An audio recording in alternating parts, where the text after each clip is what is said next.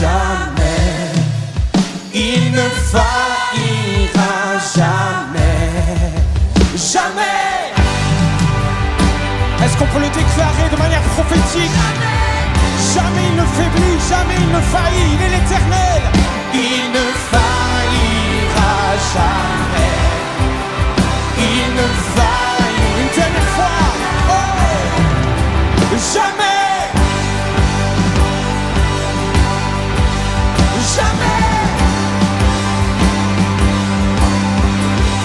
Il ne faillira jamais. Il ne faillira jamais. Jamais. Jamais. Parce que tu es l'éternel Dieu. Tu restes le même hier, aujourd'hui et pour toujours. À jamais tu restes le même. Ta promesse est vraie et ta fidélité dure à jamais.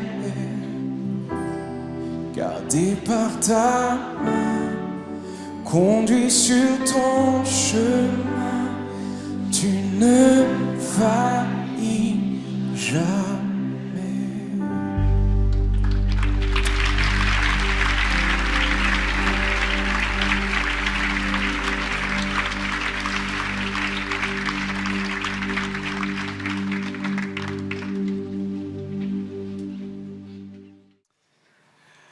Bonjour à chacun, bonjour à chacune. C'est une joie pour moi d'être avec vous et franchement, vous m'impressionnez, je voudrais vous le dire. Vous êtes capable de dire des choses sur Dieu que je trouve assez incroyables. Dieu, j'ai confiance en toi, tu ne m'abandonneras jamais. Je suis assis sur une ferme fondation. Demande à ton voisin s'il est sérieux dans tout ce qu'il a dit. Toi qui es devant ton écran, pareil. Parce que honnêtement, si vous êtes aussi solide que vous le dites, ça me fait plaisir. Maintenant, si on est complètement transparent, honnête devant Dieu, il y a des moments où on est quand même hyper fragile. Rien de craquer et on est quasiment à dire Dieu, franchement, qu'est-ce que tu fais? J'ai l'impression que tu m'as abandonné, t'es où? Il se passe quoi? Etc.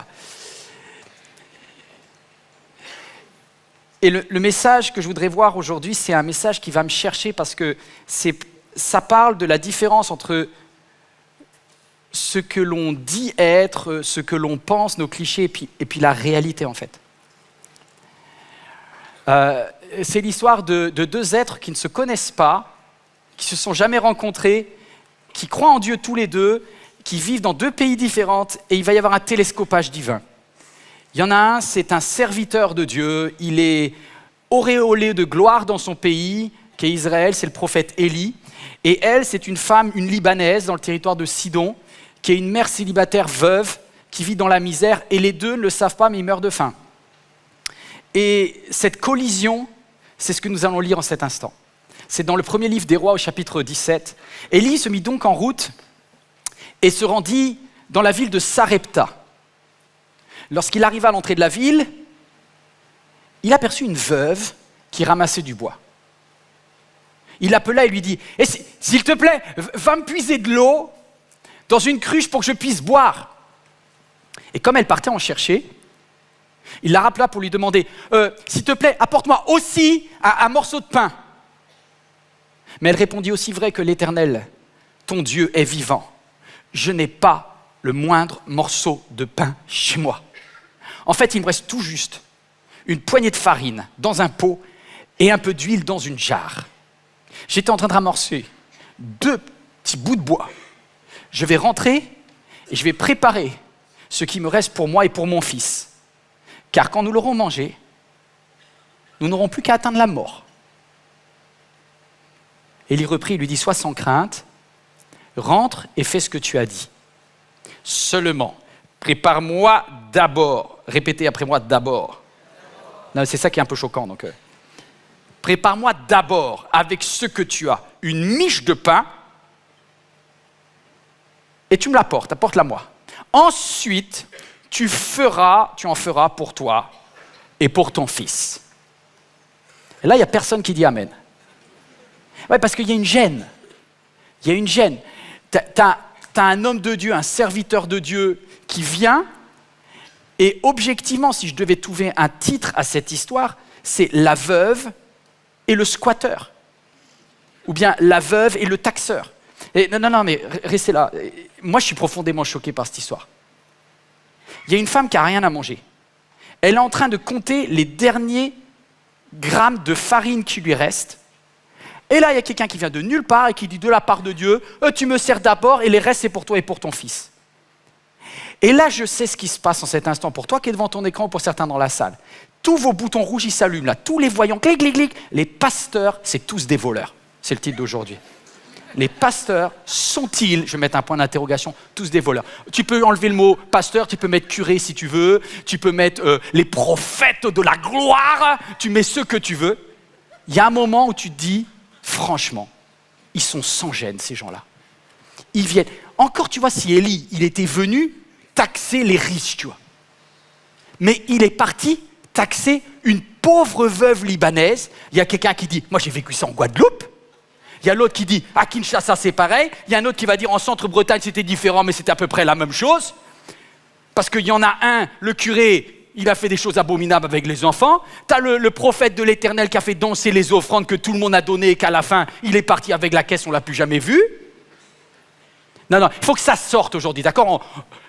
Pourquoi il faut que ça sorte? Parce que, en fait, si vous avez vécu sur la terre, vous avez entendu une histoire qui vous a choqué. Soit vous l'avez entendu de quelqu'un d'autre, soit vous l'avez vécu à titre personnel. Je ne vais pas vous demander de lever la main, mais je sais qu'il y a ici devant son écran quelqu'un qui a regardé ce message parce qu'il se dit « Punaise, il va falloir dire la vérité. » Il y a eu de l'escroquerie au nom de Dieu. Il y a eu des gens qui ont abusé de la vulnérabilité de certaines personnes. Tu vois, il aurait été cherché, taxé, un cadre dirigeant du Liban, pas de problème. Mais il est allé chercher une femme en situation de vulnérabilité parce qu'elle était veuve, qui n'avait rien à manger, et c'est à elle qu'il demande « Sers-moi d'abord ». Et là, tout ce qu'il y a en toi qui ressemble de près ou de loin à LFI Mélenchon, ou je ne sais pas dans quel pays tu es, tu te révoltes. Tu as un côté révolutionnaire 1789, tu dis « J'en ai marre des religieux ». Alors, fais sortir tout ce que tu veux, et je vais te poser une question. Ok. Maintenant que tu es énervé, maintenant que tu as pu l'exprimer, est-ce que tu veux rester bloqué et figé dans cet état-là toute ta vie? Parce que je peux vous dire sur la terre, le nombre de personnes qui ont été manipulées, arnaquées au nom de Dieu, il y en a beaucoup. Maintenant, il y a une différence entre avoir été arnaqué une fois et rester toute sa vie dans un syndrome de victime en colère. Et moi, je me suis rendu compte, parce que, vous voyez, avant d'être pasteur aujourd'hui, j'étais de l'autre côté. Et je peux vous dire que moi aussi, j'avais plein de préjugés, plein de colère à l'intérieur contre tous ces religieux qui nous arnaquent au nom de Dieu. D'ailleurs, vous voulez bien que je vous pose une question? Alors, c'est bien parce que la caméra, elle ne vous regarde pas, donc on ne pourra pas savoir qui a levé la main, en fait. Mais je vais vous demander, qui c'est qui est riche dans la salle? Levez la main, tous les riches, levez la main.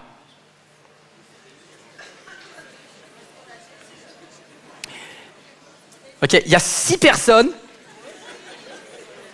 qui ont levé la main. Alors, il y a 1000 personnes. Non, juste pour que vous qui êtes devant votre écran, je sais que vous n'avez pas levé la main non plus, on va faire une prière parce qu'on n'est vraiment qu'une salle de craqués, de pauvres. On est tous à la ramasse.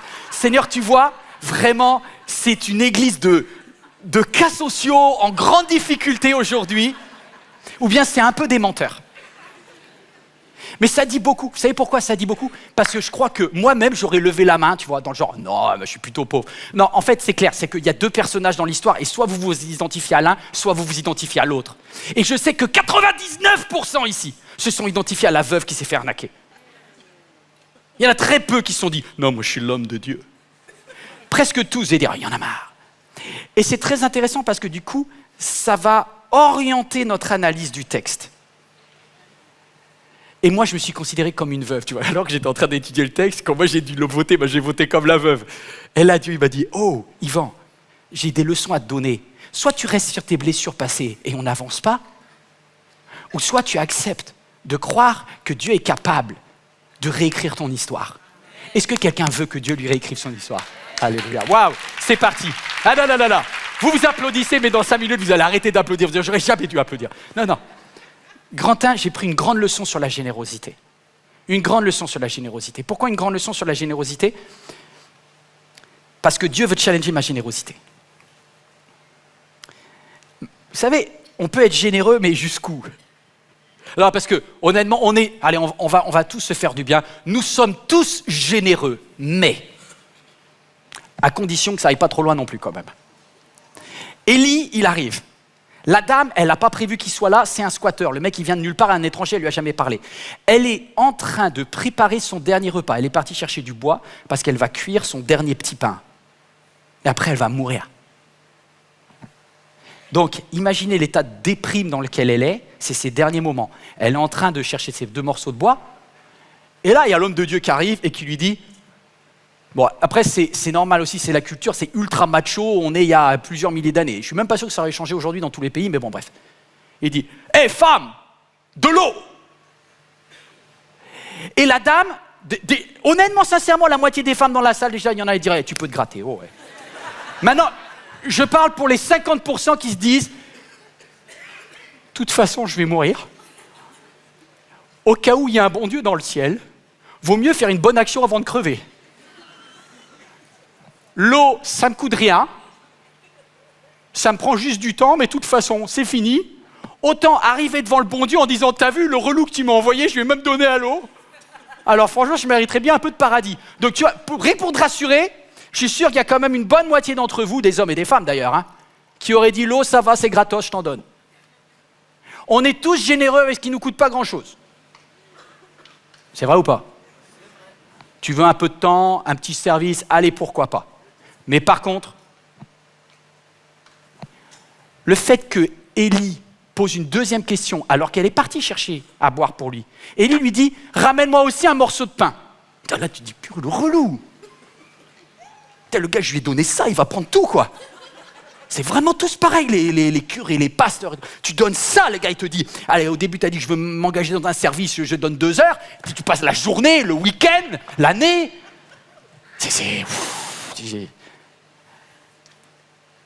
Et là, elle a la même réaction que toi et moi. Elle dit non. Mais comme elle est classe, elle va le dire à ta façon, tu vois.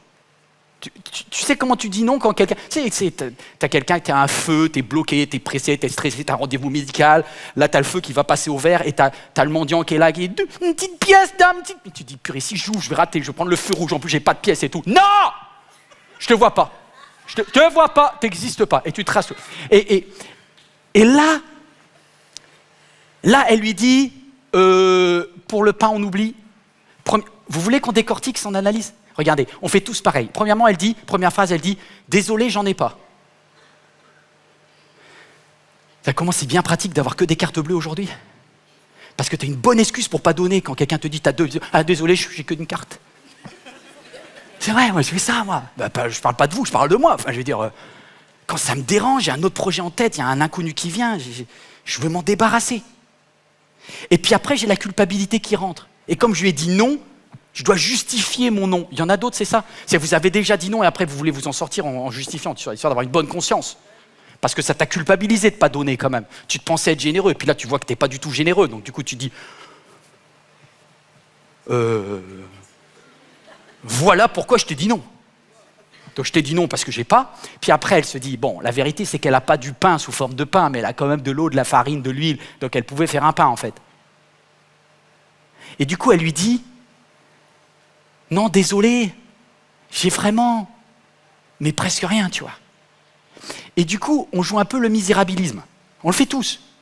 Ah désolé, c'est dur ces temps-ci. Non là je peux pas là. Non là le mois là. Le frigo, il n'y a rien. Moi, je vais voir ton frigo, t'as des magnums qui ont rempli le congélateur, arrête. Non, mais il n'y a rien. J'ai un tout petit peu. Et est-ce que Dieu te challenge? Moi, il va challenger aussi. Hein. Et elle, du coup, elle se dit, ça suffit pas, il va pas me croire. Alors elle dit, en fait, je suis sortie pour ramasser 2 morceaux de bois. je vais cuire le peu que j'ai, et après, avec mon fils, on va attendre la mort. Je pense que c'est vrai, j'exagère un petit peu, mais j'ai tendance à croire qu'elle en a peut-être rajouté un chouïa quand même. Parce que moi, je me rends compte que quand je ne veux pas donner, j'ai tendance à rajouter un chouïa aussi. Et Dieu, il connaît tout de toi. Et il ne va pas te laisser tranquille comme ça. Alors tu peux éteindre la vidéo maintenant et dire non, j'écoute pas. Ou bien tu peux juste dire, ok, en fait, on n'est donc pas si généreux. Je ne suis pas si généreux que ça. Mais je vais aller plus loin. Jusqu'où je suis généreux, finalement pas très loin. Je suis généreux sur ce qui ne me coûte pas, mais quand ça me coûte, je suis beaucoup moins. Deuxième chose, je suis généreux avec qui? Avec qui je suis prêt à être généreux? Je suis prêt à être généreux avec ceux que j'aime. Du genre, si mon fils, ma fille, ma femme, ils me demandent, Yvan, on a besoin, surtout ma fille, vous avez une fille, tous les papas là! Une fille de 9 ans qui arrive avec des petites larmes et qui dit, papa, je veux trop, ça va changer ma vie si j'ai ce cadeau.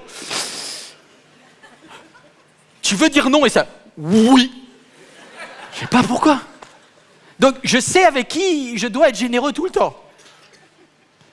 Donc ça c'est facile d'être généreux. Et donc la dame elle dit, je suis généreux avec mon fils et elle a raison. Est-ce que vous êtes généreux avec ceux que vous aimez? Non mais si vous dites pas oui là, c'est que vous êtes vraiment, pardonnez-moi, mais des crevards, des durs, des méchants, des mauvais. Au moins vous êtes bons avec ceux que vous aimez, non? Mais pardonnez-moi pour le mot, vous l'effacerez après. C'était pas une insulte, je vous aime. Je vous demande pardon, celui qui dit raka à son frère, etc. Pardon. Cœur. Maintenant,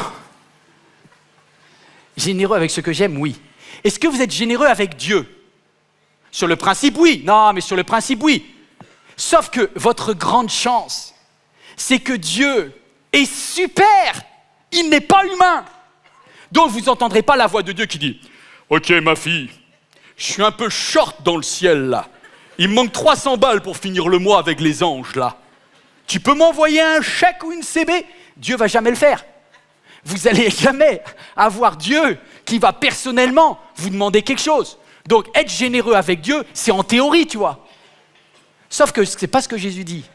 Jésus dit que Dieu se cache et il prend la forme de quelqu'un que vous ne connaissez pas. Et il dit, j'avais soif et je suis venu vous voir. J'avais faim et je suis venu vous voir. J'avais besoin d'habits et je suis venu vous voir. J'étais en prison et je vous demandais de venir me voir. J'étais un étranger et j'ai essayé d'habiter.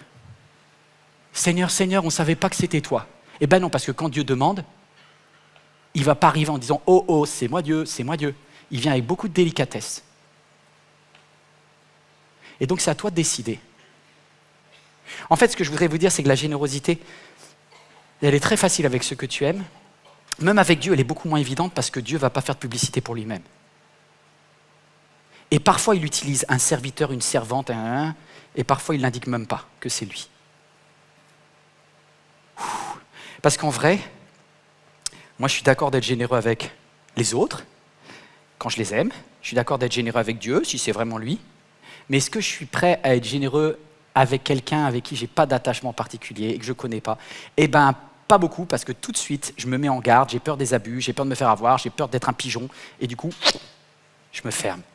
Et Dieu me dit, Yvan, ton réflexe de base, c'est le non. Waouh, ça m'a fait mal. Et il me dit, en plus, tu as des préjugés. Tu as des préjugés, tu as des clichés, parce que c'est vrai, je voudrais juste dire à tous ceux qui ont été victimes un jour d'un abus par quelqu'un qui s'est présenté comme un serviteur de Dieu, que ce soit un curé, que ce soit un pasteur, que ce soit un apôtre, un prophète de ceci, cela.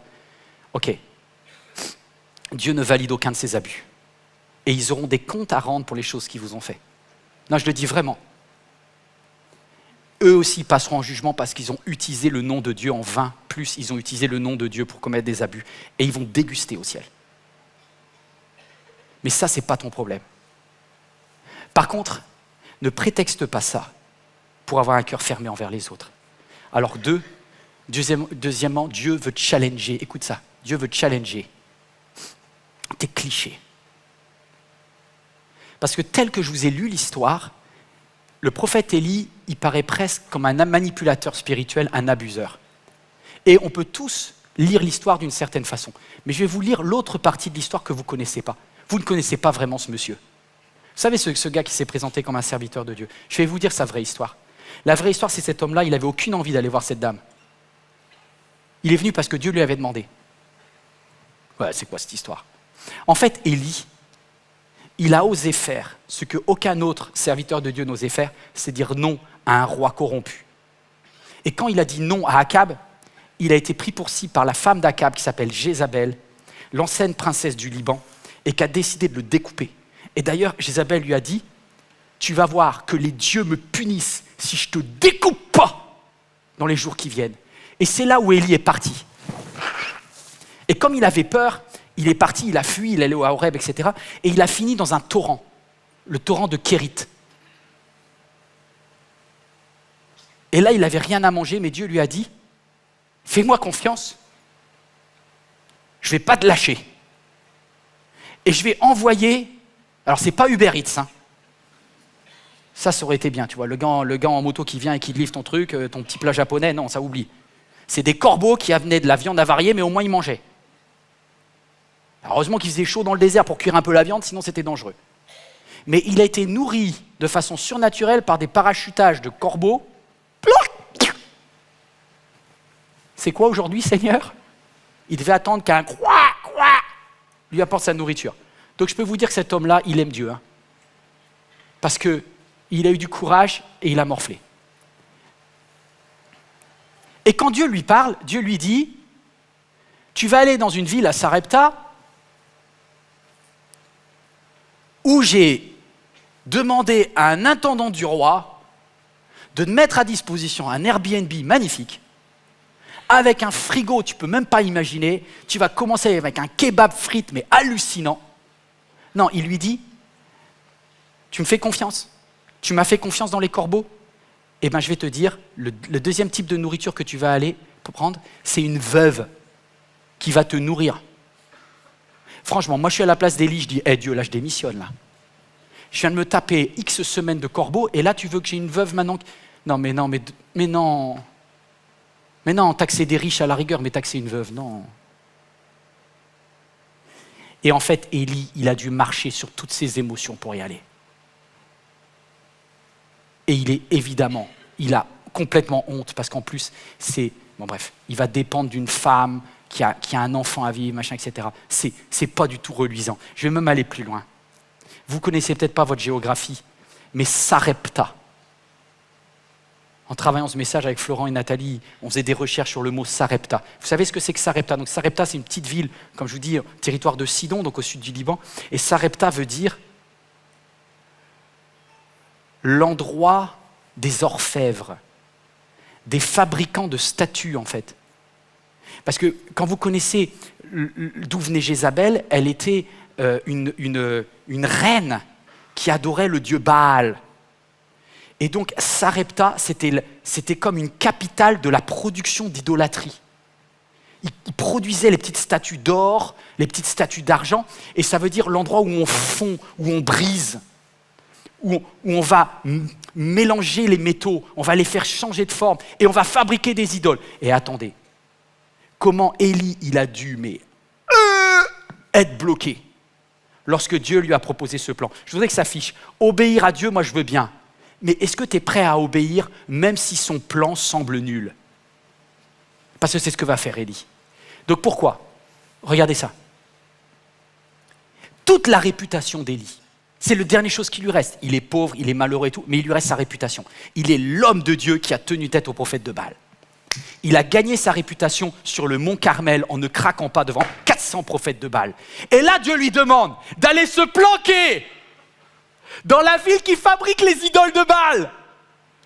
Mais non, mais je ne sais pas s'il y a un juif qui me regarde là. Mais il y a un juif, il me dit, mais c'est pas possible. Tu ne peux pas aller te réfugier chez ton pire ennemi. La capitale de l'idolâtrie. Vous connaissez, on connaît le plus le mot arabe pour dire le péché. Aram. Tu sais, on dit Boko Haram. Tout ce qui est Aram. Ah, Aram. Eh bien, c'est pareil en hébreu, il disait Erem, Erem. H-E-R-E-M. Ça veut dire que normalement c'est excommunication directe pour Monsieur Élie. Là, tu tombes, c'est fini. Plus personne ne te relève. Tu brûles ta réputation si tu vas là-bas. Est-ce que tu sais que toi qui veux suivre Dieu, Dieu va t'amener dans des endroits où tu dois être prêt à jouer ta réputation. Et où tu vas devoir dépendre de quelqu'un, où tu te dis, purée, c'est la honte de dépendre de cette personne-là. Donc déjà, on va arrêter tous les clichés. J'ai regardé en préparant ce message. Tous les pasteurs, tous les curés, tous les prophètes, etc. sont-ils tous des voleurs? Est-ce que vous savez juste le salaire moyen d'un prêtre en France, catholique? Ça s'affiche sur votre écran. 950 €, tout compris. Alors je me suis dit, alors c'est pas possible parce que le SMIC c'est plus que ça. Eh ben non, il y a une dérogation spéciale pour les curés pour qu'ils soient payés moins cher que le salaire minimum. Alors vous allez me dire, ah, mais bon quand même, ils ont la part de fonction. Hein. Alors, je vais vous raconter mon expérience personnelle. Je suis allé visiter une maison de curé. Je ne sais pas s'il y en a qui l'ont fait ici. Mais alors là, franchement, déjà je savais que c'était mieux d'être pasteur et que je bénissais Dieu. Mais alors tous mes clichés sont tombés. Hein. Les gars, ils aiment Dieu aussi. Hein. Parce que la maison humide, petite chambre, moi, je ne donnerais pas ma vie pour ça. Hein. Et je dirais pas, bien sûr qu'il y a des tordus, bien sûr qu'il y a des gens, mais juste ayons du respect pour tous ceux qui font un bon job. C'est la première fois que je fais de la pub pour des cathos de ma vie, mais ayons du respect pour ceux qui font un bon job. Et il y a des prophètes là. Toi, tu vois le prophète qui a brassé la monnaie. Là. Mais tu ne vois pas les 99% qui, eux, ne ramassent rien du tout, donnent leur jour et leur nuit pour essayer de prendre au téléphone la madame ou le monsieur qui ne va pas bien, pour aller faire une visite à l'hôpital. Et la plupart des pasteurs évangéliques, par exemple, ne sont pas payés du tout en France. Mais c'est vrai en Afrique, je pense que c'est vrai aux Antilles, c'est vrai certainement aux États-Unis aussi. La plupart, ils ont un double job en fait. Moi, franchement, d'ailleurs, c'était un truc, j'avais tellement peur qu'un jour on m'accuse de piquer les thunes des chrétiens, que j'étais super fier. Lorsque j'ai implanté l'église en 2004 jusqu'en 2013, de dire « je ne reçois pas d'argent !» Je garde mon boulot de prof, parce que je ne voulais pas de rendre des comptes à des chrétiens relous. Parce que vous voyez le 1% de pasteurs abusifs, mais je peux vous dire, il y a au moins 1% de chrétiens relous aussi qui envoient des mails pour n'importe quoi. Donc c'est un peu plus compliqué. Tu vois, ça enlève les clichés.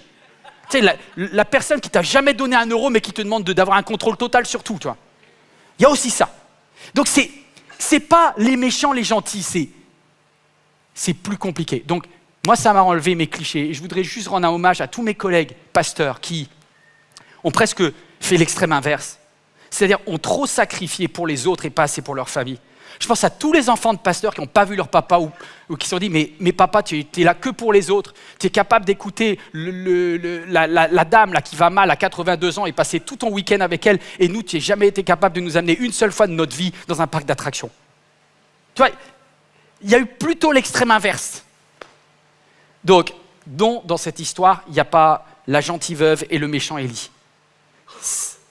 Ces deux personnes qui ont des challenges incroyables, et les deux, et je termine par cela, doivent apprendre à fonctionner par la foi. Oh, est-ce que quelqu'un peut juste comprendre ce mot? C'est-à-dire une confiance totale en Dieu. Mais la confiance en Dieu, la foi, elle ne se voit pas avec tes paroles. La confiance en Dieu, elle se voit avec tes actions suite à sa parole. Troisièmement, Dieu veut challenger tes actions. Dieu veut challenger ta foi en action. En fait, chacun d'entre nous choisit d'agir ou pas, selon la parole de Dieu. Élie lui dit, il va se passer quelque chose. Et la dame, elle commence en disant, mais j'ai 3 fois rien. Et elle répond, on va relire pour terminer, mais elle répondit aussi, vrai que l'Éternel, ton Dieu, est vivant, je n'ai pas le moindre morceau de pain chez moi. Je vais rentrer, je vais préparer ce qui reste pour moi et pour mon fils, et quand nous l'aurons mangé, nous n'aurons plus qu'à attendre la mort. Alors voilà l'incohérence de tous ceux qui, comme la veuve, sont capables de dire au début de la phrase « l'Éternel est vivant » et à la fin de la phrase sont capables de dire « mais moi je vais mourir ».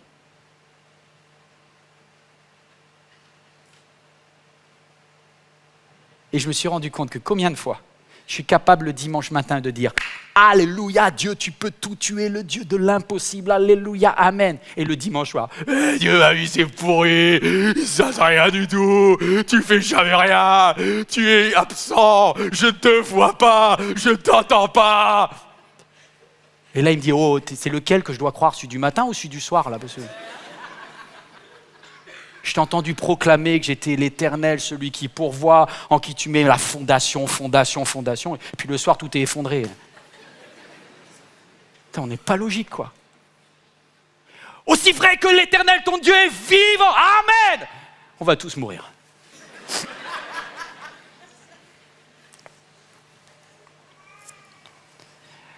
C'est comme si Dieu me disait en secret, il me dit, Yvan, arrête d'annoncer des paroles de mort sur ta vie.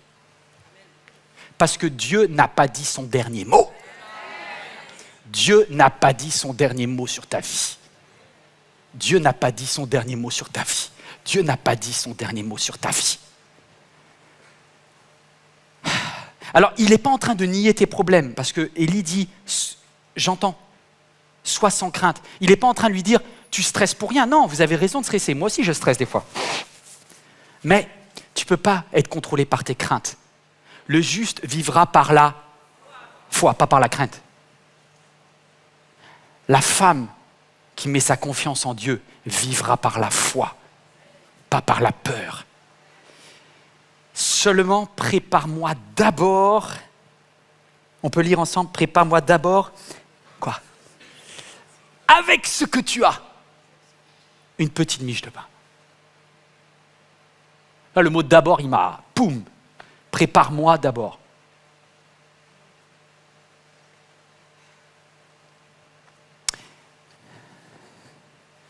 Ce n'est pas tous ceux qui disent Seigneur, Seigneur.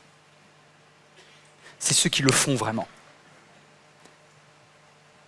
Il y a quelqu'un, il peut jouer le chrétien authentique, passer 30 ans dans une église, faire le monsieur spirituel, le diacre de l'Éternel.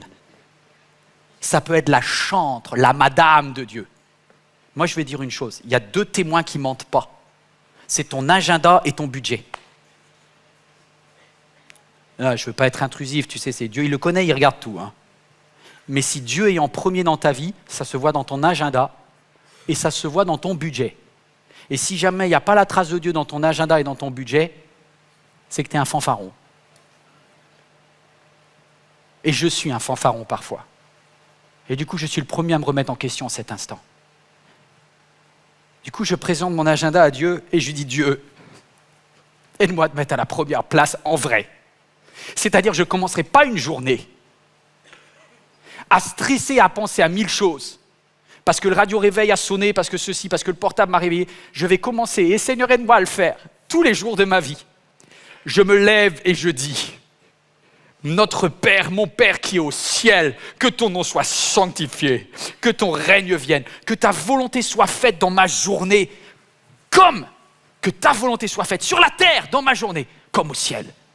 Donne-moi le pain dont j'ai besoin. Je m'appuie sur toi. Pardonne-moi. Tu vois, c'est l'Éternel first, l'Éternel en premier.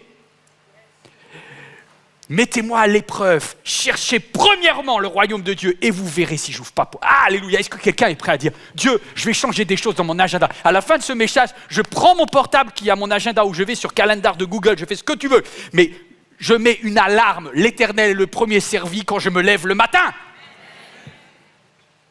Il est l'alpha, il est l'oméga. Je termine.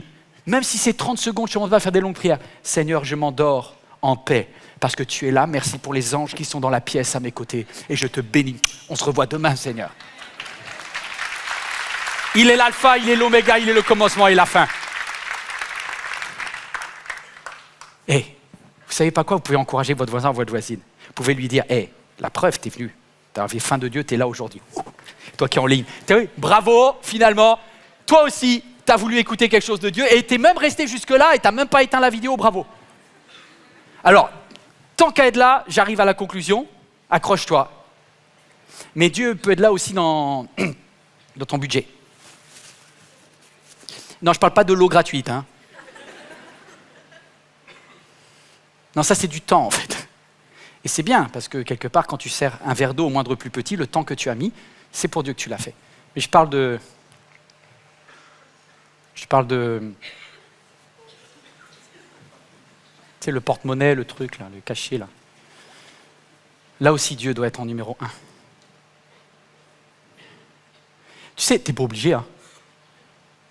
Mais tu vas pas pouvoir toujours prétexter le fait que tu t'es fait arnaquer un jour pour ne plus donner pour toujours. Parce que tu te prives d'un principe spirituel. Dieu dit, celui qui fait confiance, qui me fait confiance dans ses finances, je bénis tout le reste de ses finances. Tu le fais pas pour gagner, hein. Tu le fais parce que tu dis, Dieu, tu es en 1 dans mes finances. Et moi, lorsque je donne à Dieu la première part, lorsque je donne ma dîme à Dieu, je dis, Seigneur, voici ça, cette part-là, je ne vais même pas la toucher, et je vais la donner au début parce que, honnêtement, en fin de mois, je sais ce qui va se passer, il n'y aura rien que dalle. Donc, je ne vais pas te laisser les miettes parce qu'après, je serai encore raqué, puis je te demanderai pardon, je vais vivre dans la culpabilité. Et le mois d'après, je dis, je donnerai la prochaine fois, puis j'oublie, puis voilà, puis c'est bien, puis la prédication est finie, puis heureusement, j'ai rien donné. Non. Je mets un principe en place. Voici la date que je choisis dans ma vie. Chacun choisit ce qu'il veut. Voici, j'apporterai à l'Éternel la part qui lui est due. Et tu sais pas quoi, Seigneur, c'est une petite graine, mais je la donne pour toi. C'est trop facile de dire, Dieu, un jour je te donnerai de la farine et de l'huile, un jour, quand j'en aurai. La dame, elle dit, j'ai 3 fois rien. Et le prophète lui dit, tu fais avec ce que tu as, je ne te demande pas de faire avec ce que tu n'as pas. Hein.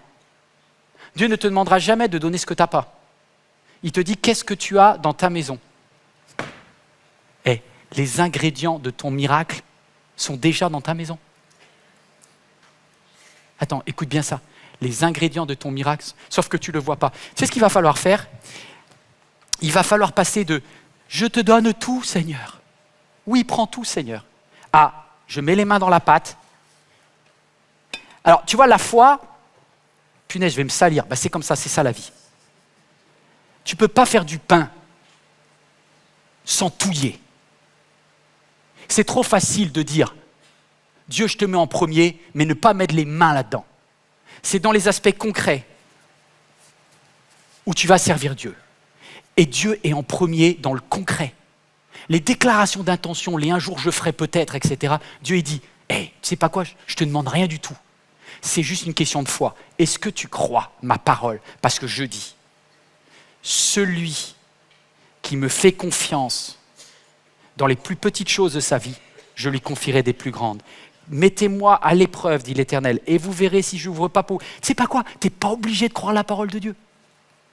Mais si tu le crois, sois juste cohérent, sois juste cohérente. Parce que soit Dieu, il est vrai aussi là-dessus, et il est vrai sur tout, ou bien soit Dieu, il a raison sur tout, sauf dans les finances. Alors c'est que tu as un petit problème et que tu as bien fait de regarder cette vidéo. Et moi, en tout cas, c'est ce que je me dis pour moi-même. Je dis, Seigneur, je ne touche rien sans d'abord servir Dieu. Waouh! Je vous ai dit, c'était compliqué aujourd'hui. Hein. La femme partit et elle fit ce qu'Élie avait demandé. Le pot, on lit le verset 16 ensemble. Le pot de farine ne se vida pas. Ah, ça j'aime. Eh, Dieu, il est extraordinaire. Le pot de farine ne se vida pas, ni la jarre d'huile, conformément à la parole de l'Éternel. En fait, Élie, lui, il a fait son pas de foi. Maintenant, c'est à la veuve de le faire. Ces deux inconnus, dans cette collision divine, ont besoin chacun du miracle de Dieu. Mais le miracle de Dieu, de l'un dépend de la foi de l'autre. Est-ce que vous entendez cela? C'est-à-dire que nous sommes tous au bénéfice de la foi de quelqu'un d'autre. Si cette femme, elle ne met pas la main dans la pâte, alors elle ne mangera pas, et Élie ne mangera pas, et son enfant mourra, et Élie mourra, et elles mourront. Mais si jamais cette femme, avec le peu qu'elle a, met ça au service de l'autre, Dieu dit, je multiplie ce que tu donnes. Dieu ne va pas multiplier ce que tu gardes. Hein. Dieu multiplie ce que tu lui confies. Et cette femme-là, ah, j'aime cette fin d'histoire. Le secret du miracle, c'est dans le fait de mettre ta foi en action. Et là, je me suis dit, mais à quoi ça sert l'Église? Eh bien, c'est comme si à ce moment-là, écoutez bien, je vous quitte là-dessus. C'est comme si j'avais entendu la voix de Dieu. Alors je préparais ce message. Quand je vois ces 3 vies, Élie, cette veuve et son fils, tous les 3, vous voyez, vous visualisez la scène? Il n'y a aucun qui peut vivre sans l'autre. C'est ça l'Église. Individuellement, ils ont leur relation personnelle avec Dieu. Vous avez tous ici, vous êtes tous responsables Toi, tu es responsable individuellement. Toi, tu es responsable individuellement. On est tous responsables individuellement. On peut tenir un temps chez soi tout seul. Mais voici ce qu'est l'Église. L'Église ne fonctionne que parce que la foi de quelqu'un fait vivre l'autre. La parole que Dieu a donnée à Élie est la clé pour la recette que la dame va faire, qui va faire que l'huile et la farine, c'est la foi qui va faire que tout d'un coup le pain, mais j'ai fait un pain, il reste autant de farine, et je recommence. Il en reste autant. La Bible dit que tant qu'Élie était resté chez cette dame, ils ont tous mangé, jusqu'à ce que Dieu envoie la pluie et qu'elle n'ait plus besoin d'Élie. Alléluia! Wouh! C'est Dieu pourvoira à tous tes besoins selon sa richesse en Jésus-Christ. Sauf qu'il faut le croire. Et il ne faut pas seulement le croire, il faut le choisir, de dire « je m'appuie sur ta parole ». Mais l'église MLK, c'est quoi? C'est quelqu'un qui un jour a fait quelque chose pour toi et tu ne le connais même pas. Tu sais pourquoi tu as regardé cette vidéo? Alors, tu vas me dire, c'est compliqué de faire un lien parce qu'on ne sait pas, c'est un inconnu quelque part dans le monde qui un jour a fait un don. Et en fait, j'ai fait le calcul pour moi parce que je me suis dit, mais concrètement, comment on peut voir Dieu ce que tu fais du peu de farine ou de peu d'huile que je t'ai confié? Qu'est-ce que tu en as fait, Dieu? Vous ne le voyez pas. Vous ne savez pas ce qui s'est passé de ce que vous avez donné dans le passé. Parce que ce que vous avez donné, c'est d'offrir la vidéo à quelqu'un. En fait, chacun ici, vous êtes au bénéfice de ce que quelqu'un un jour a fait un don en fait. Un tout petit peu de farine, un tout petit peu d'huile. Moi, j'ai fait le calcul. Apparemment, c'est comme si à chaque fois que tu donnes 1 euro, c'est une vidéo pour une personne. Parce que je regardais un petit peu le nombre de vues, etc. J'ai fait un peu ce calcul. Donc, à chaque fois que tu donnes 1 euro, tu offres à quelqu'un la possibilité d'entendre un message de Dieu. C'est quand même top. Mais c'est pas le seul indicateur. Tout à l'heure, j'étais avec les préparateurs au baptême, là. J'ai vu une salle, mes amis. Je voudrais que vous voyiez l'église. L'église, c'est pas seulement ceux qui sont devant leur écran ou ceux qui sont là. L'église, c'est des vies transformées en bas, là. Il y a 500 personnes cette année qui ont demandé de s'engager dans les eaux du baptême. Mais moi, je pleure. Si on m'avait dit qu'un jour, en France, il y aurait 500 baptêmes en une année, mais j'aurais dit, mais même pas la peine. C'est pas possible. Tu es en train de me parler du Brésil, tu es en train de parler du Congo, tu es en train de me parler... Mais tu ne parles pas de la France. Non, je peux te dire une chose. Il y a 500 vies qui sont trempées, mouillées de la gloire de Dieu. Et ça, c'est aussi ce que tu fais. Vous voyez, c'est des petites choses. C'est des petites choses. Quand je vois les enfants tout à l'heure, vous allez voir les enfants, les ados, etc. Moi, ça me met la pression. Je dis, Seigneur, donne-moi qu'on gère bien. Oh, Seigneur. Parce que je vais être jugé sévèrement quand je vais arriver au ciel. Dieu va me dire, qu'est-ce que tu as fait de chaque euro qu'une maman célibataire a donné? Mais je les ch'touille, je peux vous dire. Avec le conseil d'administration, avec le commissaire aux comptes, on vérifie tout. Parce que je sais que j'aurai des comptes à rendre. J'ai des comptes à rendre devant les hommes. Est-ce que vous voulez bien prier pour qu'on gère bien? Juste prier pour moi. Parce que je peux un jour, si un jour j'ai blessé quelqu'un ou mal l'utilisé, je vous demande pardon. Mais priez pour que ça n'arrive pas. Grâce à Dieu, on a une équipe incroyable de comptables, de professionnels. Je remercie tous ceux qui font un boulot. Si vous ne connaissez pas Emmanuel au service des donateurs, mes amis, elle prie plus pour vous que le temps que vous mettez à faire un don. C'est des hommes et des femmes merveilleuses. Je vais vous dire, plus de 90% des gens qui travaillent ici n'ont jamais reçu un seul euro. Ils ont juste donné leur temps pour vous. Est-ce qu'on peut dire merci à toute l'équipe de louange, merci à tous les équipiers derrière. Merci. Il faut 100 personnes pour que ça marche. Wow. On va se lever ensemble. Moi, je ne sais pas, ce message, j'ai fini. J'ai fini de dire ce que je devais dire. Dieu, tu me challenges sur ma générosité. Moi, je me croyais généreux et tu me dis, ouais, attends. Facile d'être généreux avec ce que tu as en abondance et qui te coûte rien. Est-ce que tu es généreux avec ce qui coûte vraiment? Moi, je croyais que j'avais pas de clichés. Dieu me dit, purée, t'as plein de clichés. Parce que ceux que tu penses être des abuseurs ou des machins, tu connais pas leur vie. Et pour le 1% qui arnaque, tu restes blessé dans le passé. Et c'est pas juste pour les autres. Et puis Dieu m'a dit, c'est pas le tout d'avoir des belles paroles, et de dire Dieu, j'ai la foi. La foi, c'est des actions. Ton agenda, il en parle.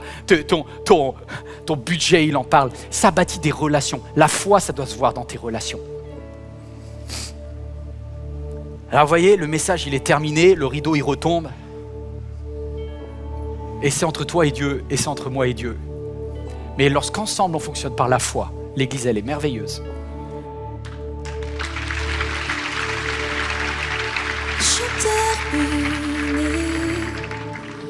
le rideau retombe, je viens simplement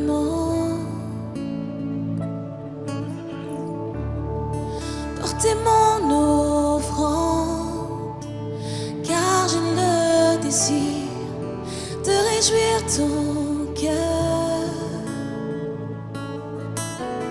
J'apporte plus qu'un beau chant, chanter ne suffit pas pour répondre à ton appel. Les apparences sont trompeuses, tu vois bien au-delà. Oh Dieu, tu sondes mon cœur. Je reviens au cœur de la louange pour tout centrer sur toi, centrer sur toi, Jésus. Oui, je renonce à tous mes faux semblants pour tout centrer sur toi, centrer sur toi, Jésus.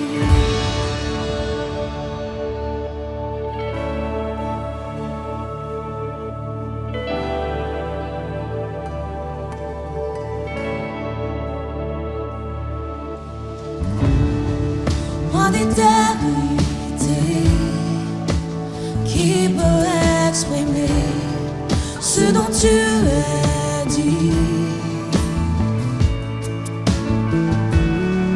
Bien que faible et beau, je te donne tout, prends toute ma vie. J'apporte plus qu'un beau chant, chanter ne suffit pas pour répondre à ton appel. Les apparences sont trompeuses, tu vois bien au-delà. Oh Dieu, tu sondes mon cœur. Je reviens au cœur de la louange pour tout centrer sur toi, centrer sur toi, Jésus. Oui, je renonce à tous mes faux semblants pour tout centrer sur toi, centrer sur toi, Jésus. Je reviens au cœur de la louange pour tout centrer sur toi, centrer sur toi, Jésus. Oui, je renonce à tous mes faux semblants pour tout centrer sur toi, centrer sur toi, Jésus.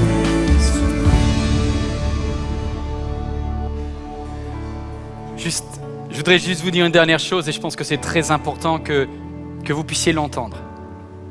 Je ne peux pas demander pardon au nom d'un peuple entier, de gens qui se sont présentés comme serviteurs ou servantes de Dieu. Je n'ai pas cette autorité, je n'ai pas cette légitimité. Mais je voudrais juste vous dire que j'entends le cœur de Dieu.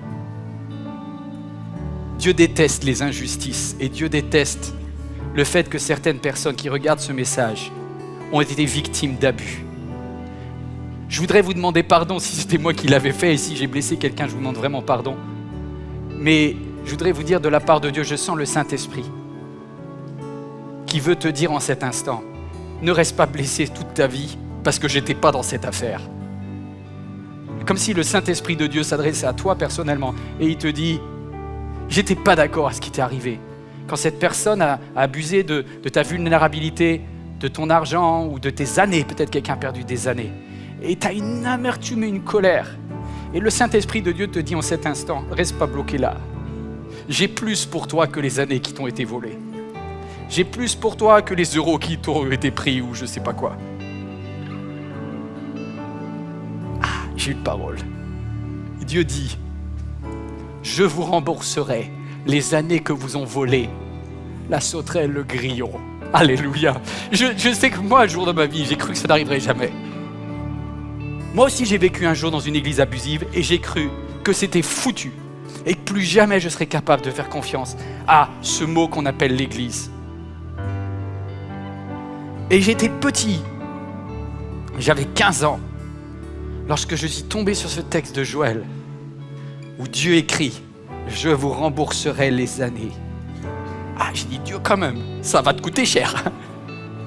Je peux vous dire, il ne m'a pas remboursé, il m'a upgradé.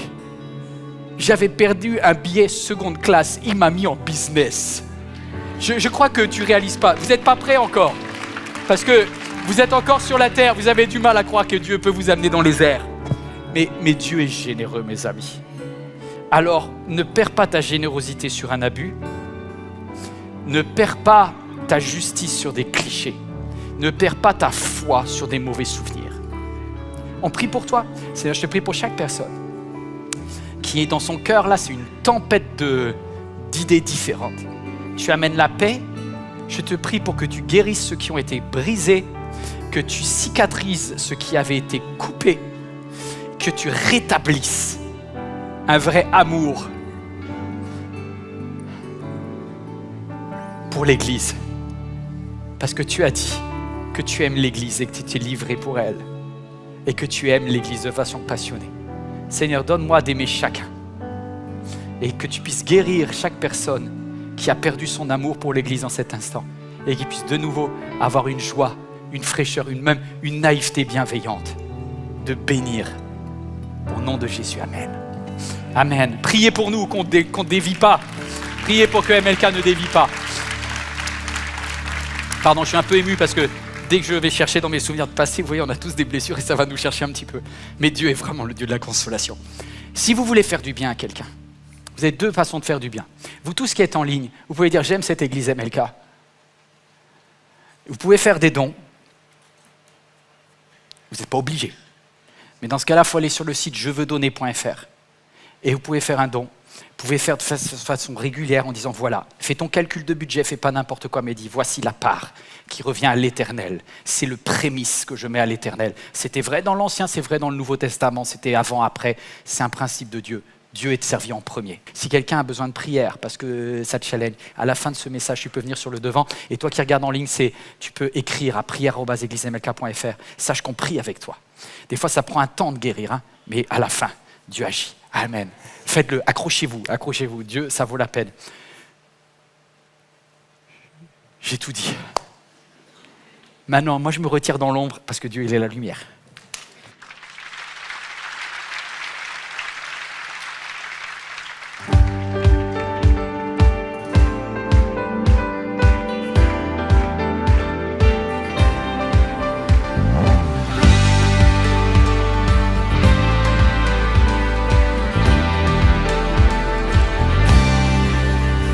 Sur terre, ta beauté nous éclaire quand tu es là.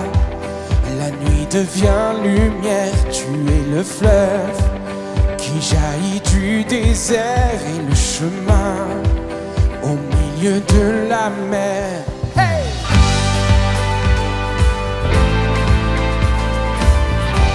On le déclare ensemble, partout sur terre, partout sur terre.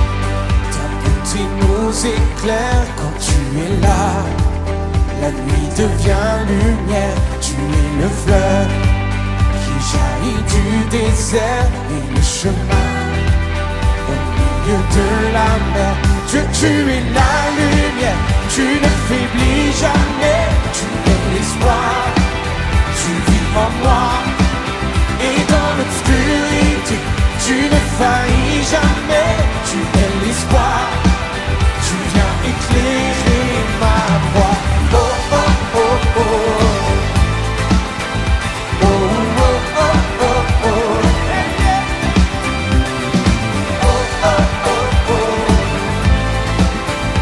Oh, oh, oh, oh, oh. Sa vérité, sa parole. Ta vérité me guide vers ton cœur. Je veux marcher vers toi malgré mes peurs. Être avec toi. après jour. Je vis dans ta splendeur, tu es la lumière, tu ne faiblis jamais, tu es l'espoir, tu vis en moi. Et dans l'obscurité, tu ne faillis jamais, tu es l'espoir, tu viens éclairer ma voie. Oh, oh, oh, oh. Oh, oh, oh, oh, oh.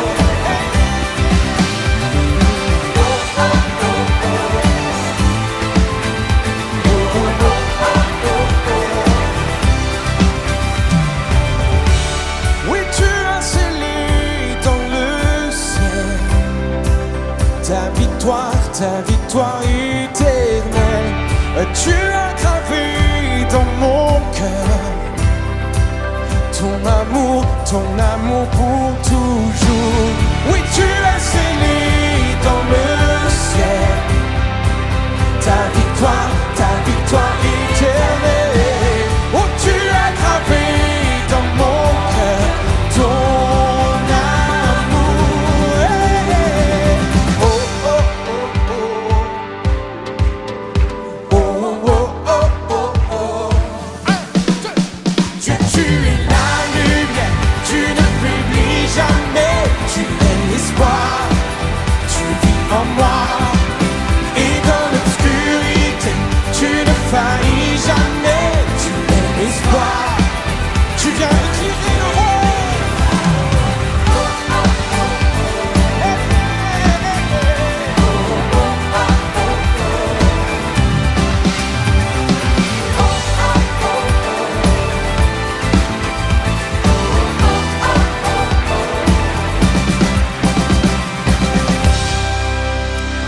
Excellent dimanche à chacun, à chacune.